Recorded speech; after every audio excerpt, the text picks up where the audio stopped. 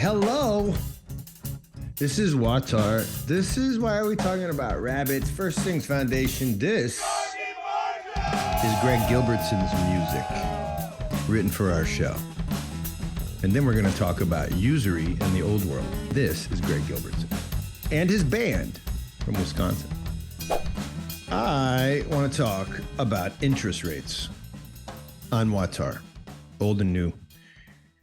In history, what you generally see, and I find this fascinating because, I grew up and I just remember my dad, a beautiful person, but very, American. Like, interest rates are important always because he was going to buy a house at some point. Interest rates. And they seem like a part of life until you actually look at the past. And that's what we're going to do. So generally what we see in history is societies tending to wrestle with the idea of lending you money at interest. Nearly all of the leaders of pretty much every society that's ever existed, at least from the axial age onward, and really before that, they felt a little queasy about the idea of interest rates. There's something about interest rates that made them nervous. And then with the axial age religions, that's just a term used in history. It's a term I use. Hindu, Buddhism, the religions that start to form out of the mists, and start to have sort of something like rhythm in culture, and they have contours and you can define them.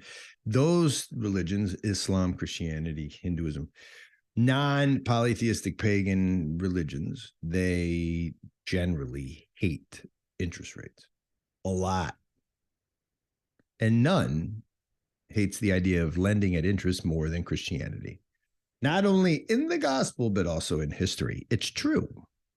So there have been a couple definitions of usury in human history that I think are fair to use. Again, I'm going to, in the show notes, you'll see some stuff if you care to look at what I looked at. But this also comes from, just years of teaching history and living overseas. So take it or leave it. I don't care.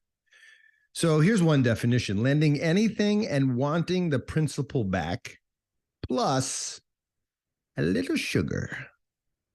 That's my very, very, very, very scientific definition. So this is like greasing the wheels. That's definitely one way to look at history as per lending at interest. A second kind of definition that comes up after perusing this topic for many years is lending something and expecting like way, way, way more back than you asked for or than you started with. This is like the nuclear option, especially for people who are called Christians. Don't do that at all.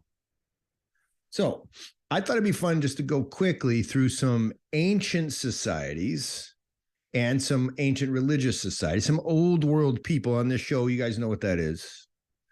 Pre-Enlightenment people, pre-light people, just to see what they did. It's some factual stuff. Who's ready for factual stuff? Ancient stuff. Here we go. Ancient Egypt, 9th century BC, before Christ. Papyrus records show a man loaned 5 deben of silver, that's cash, with a promise to pay back double within 1 year's time, which calculates to an annual rate of 100%. Yeah. So a tablet that you can go see at the Metropolitan Museum of Art. I think it's there right now. It's from 664 or so BC, records a grain loan, an 8-month grain loan at 50% interest. On an annualized basis, that's like 75%. Yep. You give me 100, I give you back 175. Ouch. 40% is another number that pops up a lot in ancient Egypt for personal loans. Not a lot of low interest rates in ancient Egypt. What about, say, Hindus? Pre-Christian time Hindus.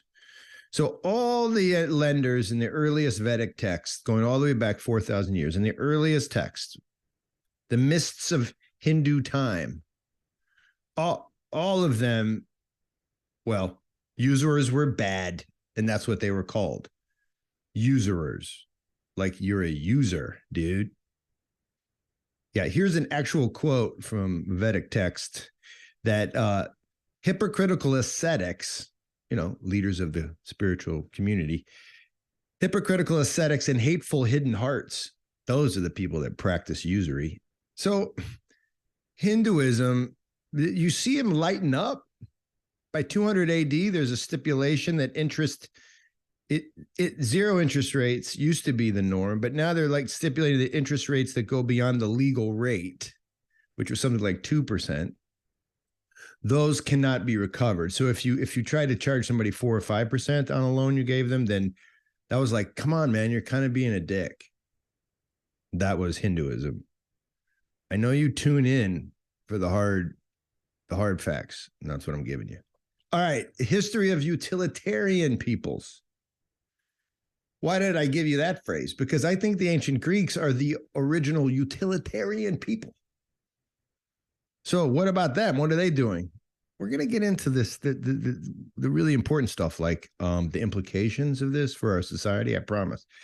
Ancient Greeks, normal loans at fair rates. That was their policy, right? Sources that I use, you can find them online.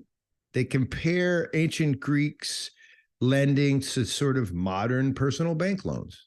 You could find all types of rates. You found real estate loans. You found loans to cities, loans from one city to another city, loans from banks. You had endowments where wealthy men would actually loan to really important political players. Wait, this sounds very familiar. You had loans for commerce and industry. Those were the highest, most expensive loans in ancient. This is called Golden Age Greece. Okay, so we're talking like the 400s BC, right? And then they had these things that they called hard bargain loans, where these were like loan shark rates as high as 100% interest, right? So the Greeks, that feels familiar. The golden age of Pericles, the loans were a government option for people, which all loans are, by the way. It's a government making a choice to allow people to do something. And guess what? Their choice was to allow money into the system in order to benefit, this is important, the government. Okay? They sound a lot like Americans. Secular Romans inherited the same Greek loan concept. They had all the same kind of loans, the highest rates during the Roman historical period, which includes the Republic. If you know your history, you're talking about right? The Republic, which is sort of like pure Roman history when everyone was nice. That's something like, well, it starts in the 700s, but really like 400 to Julius Caesar, like 43 BC, right before the time of Christ. Right in that period during the Roman Republic, you saw the lowest rates. Guess when the highest rates were? When the empire kicked in. Sound familiar? As they lost sort of representational democracy or whatever they were practicing, republicanism, as the empire kicked in, the rates started to go high, and they got really sky high. But what about the philosopher types, the librarian types, the readers, the people that wanted to teach you about, I don't know, morality and reality? Well, Plato, Aristotle, the two Catos, Cicero, Seneca, Plutarch, all of them condemned usury as a concept. They all argued for low rates to no rates. Plato and Aristotle argued for no usury as a rule. Their whole concept, these two guys, you can't use the means of exchange as a means to make more money. Exchanging something is bad as a way to make money. Hear that out. That means it might be a great way to make money. It is an immoral way to make money because the exchange itself has no productive value. That's what they argued. Nothing is created, right? To gain from zero creative, productive energy is to steal. That's what they said. That was their mojo. What about the Jews? Jews of old, right? What about Jews during the temple period and really all the way through the early Middle Ages? Well, lending was bad, as in don't do it. They didn't like it. They were in the don't do it at all camp for the most part until they started to get integrated after the Jewish diaspora into European culture, right?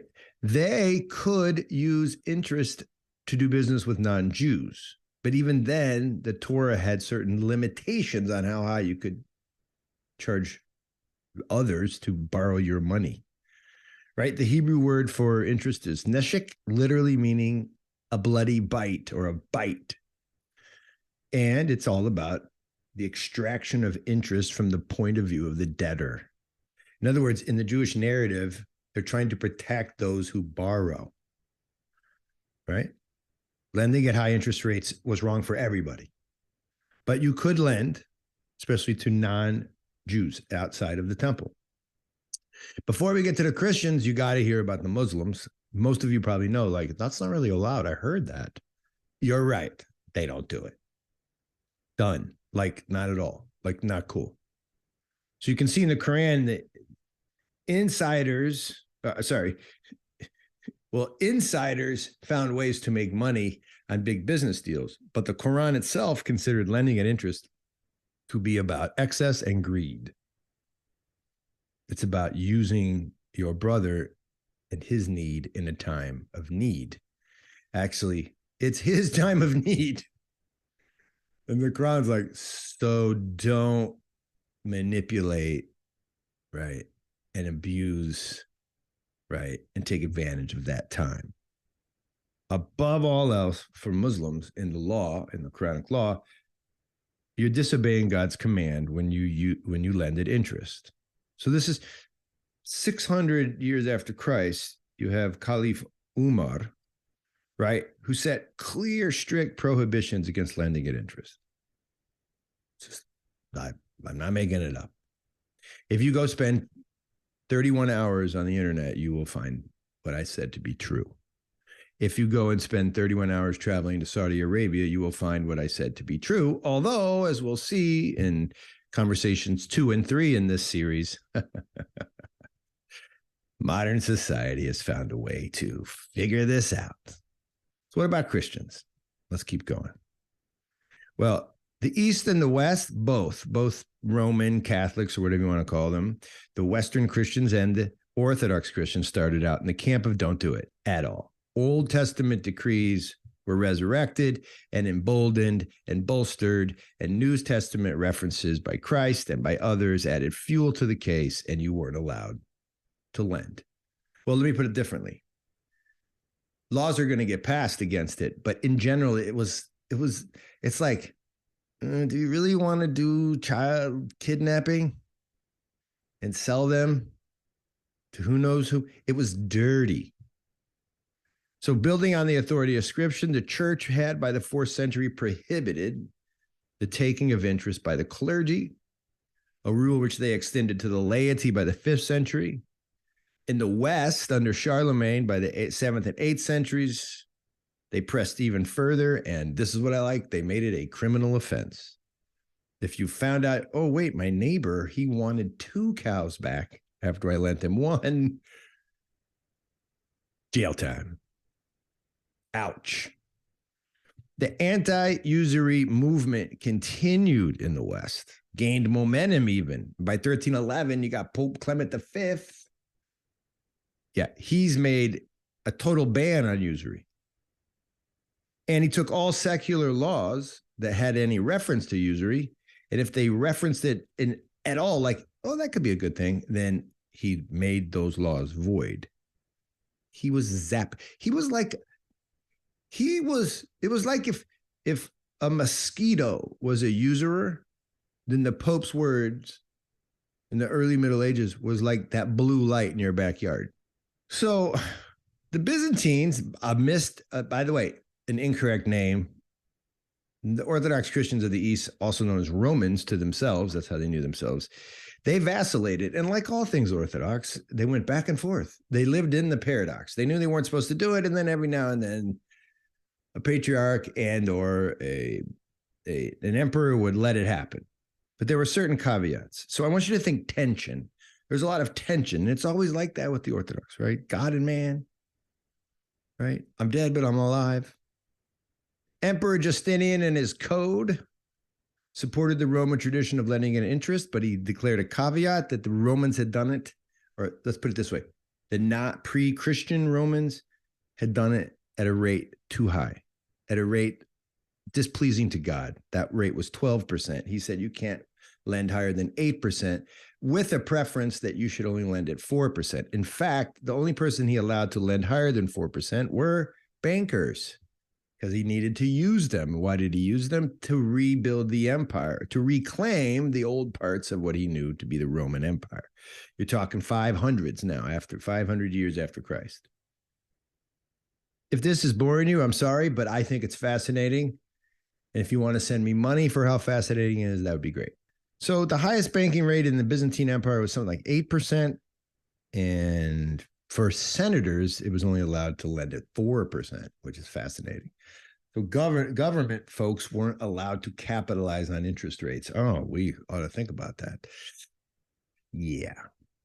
So this tension goes on and on. You see it in hagiography in the East. There was this story it's called The Miracles of the Great Martyr Artemis. It's a great story because Artemis's parents were like really good at lending stuff. Like his dad was a chief lender. We can call him a banker if you want, but Artemis didn't call him that, because Artemis was set to inherit his father's business of lending money at interest in the Byzantine Empire in the 600s.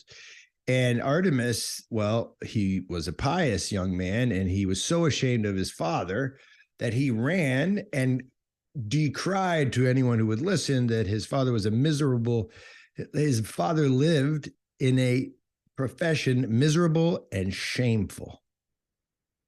And he ran away and became a monk and also a saint, in part because of his position on lending at interest. That's funny, though. You got to admit, he was super woke because everybody in his family thought he was crazy. Oh, and he turned out to be a saint. John Chrysostom, you want to hear about him? Oh, boy. Oh, boy. I love John Chrysostom. If you don't know what John Chrysostom is, the Golden Mouth, just go read about him or read his stuff. I'm doing a talk in Montana. I'm going to bring in some John Chrysostom. Doesn't make for easy reading. And not because of the words are easy. But yeah. He's going to tell you about yourself. And here's what he said about trapezites. That was his word, his cool Byzantine word for money lender / banker. Here's what he said about bankers / money lenders, right? He says, quote, trapezites attach interest to interest, and then again to more interest, and pursue by the way of iniquity any filthy lucre cash they can get their hands on. Unquote. Yeah. The Golden Mouth. Eastern Christians of lore. Here's St. Gregory of Nyssa. He wrote a whole tract, a word against usurers. I think people know this. I think even like Christians know this stuff, but I think they're like, that's funny. But why? It's like, oh, that crazy thing where you don't murder people. I've got more. Listen to St. Gregory. He's like, a person who needs to borrow is the same, quote, as a man begging for alms, only appearing to have an air of propriety. So his premise is fascinating, because if a man begging for alms is like a man asking for a loan, what follows is the lender should, not only give him the money, but don't even expect the principal back. And he writes that. You should lend without demanding any back at all. St. Gregory says, quote, an interest-free loan is the second degree of charity. In other words, okay, way to go. You lent your brother some money and didn't ask for interest. Okay, way to go, buddy. way to go. You hit the ball. Yay.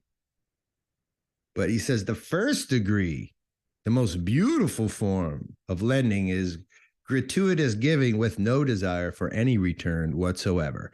Like you find in Citibank or in the charter for Wells Fargo. That's funny. You're probably wondering how we get from this to credit cards showing up in your daughter's mailbox when they're 18 and don't have a job, and the credit card is free to them and only at 29% interest. They're probably like, wait a minute, what happened? Well, we're going to find out on this podcast. But first, we got to finish this short conversation. We're almost to the end of this one. St. Gregory, let's just put it like this. The lender for St. Gregory was the guy who pimped out his money. For Gregory, it was like if you had money to lend, you gave it away. And if you pimped it out, you're no better than making your money, like walk the night, show some leg, right? That's how these guys are thinking, these very ancient and holy Christians. So in a nutshell, okay, this is some old stuff. But as you saw, there were all kinds of people within the old world that lent that interest. Because we know this, one, because the historical record shows this, but also it's not hard to figure out. If these certain individuals are speaking so stringently against lending, you know what's going on. Just like I like to speak out against, I don't know, the human slave trafficking, because it's going on. So nobody was off the hook, but there's a problem, right?